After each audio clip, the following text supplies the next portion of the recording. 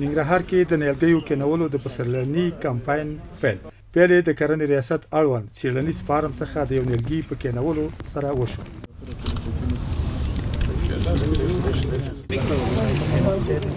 د یاد کمپاین په پرانیسته کې د ننګرهار ولایت د کرنې مالدارۍ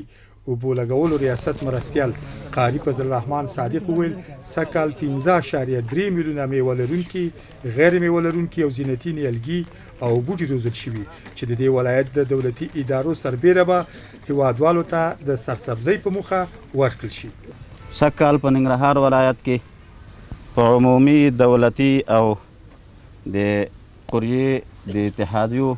په ټولو قریاګانو کې تقریبا 15.3 میلیونه نیالګي دا تولید شوي دي. خصوصا د زراعت ریاست چې موږ 3 قریې لرو چې یوه په غلام حیدر خان باغ کې ده، یوه په پارم جدید کې ده او یوه په ممله باغ کې ده. په دې کې تقریبا موږ 1,70,400 بوټي تولید کړي. د ننګرهار ولایت د چاپیریال ساتنې رئیس پیروز محمدي وایي د نیالګیو او بوټو کرل د چاپیریال پاک ساتلو سره ډیره مرسته کوي. نو په کار ده چې هیوادوال د نیالګیو او بوټو کرلو او پاللو ته پوره پاملرنه وکړي. هر ونه د انسان لپاره د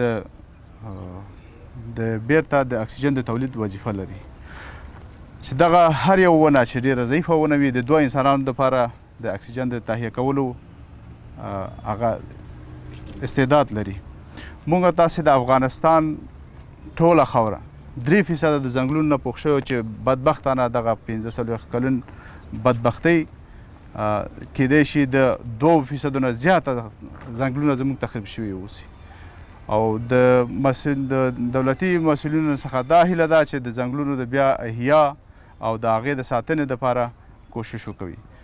د ننګرهار ولایت د پوهنې رئیس مفتي حبیب حضرت حقانی د نیالګیو او بوټو کینول د هیواد د آبادۍ په لور یو ګام وباله. نوموړي د ښوونځیو او مدارسو له زده کوونکو او استادانو غوښتنه وکړه چې هر تن دې یو نیالګی کینوي او پالنه دې وکړي. بوټی او ونه که هر قسم دي که میوه‌دار دي که غیر میوه‌دار دي که د زینت والی دي دا د دنیا د آبادۍ ذریعه ده. غیور او مجاهد ولس ته او خاص کر بیا د خپلو مدارسو استادان د مکاتب استادان او شاګردان ټول ته مې دا پیغام دی چې د وطن په دې آبادولو کې او د الله د یو جنتي چې کوم دی هغه تحفې چې دا ونې او بوټي د دې په سمبالولو کې د دې په لګولو کې کومک وکړي او هر تن باید چې موږ د مکاتب څومره شاګردان دي چې هغه تقریبا د څه کم 8 لکه شاګردان دي هغوی نه مې دا خواسته او دا پیغام دی هغوی ته چې په خپل هر یو کس باید چې کوم دی یو نیالګی د ونې وکړي. د کرنې ریاست مسؤلین وایي دولتي ادارې کولی شي چې د غوښتنلیکونو له مخې په وړیا ډول نیالګي ترلاسه او په خپلو ادارو کې کینوي.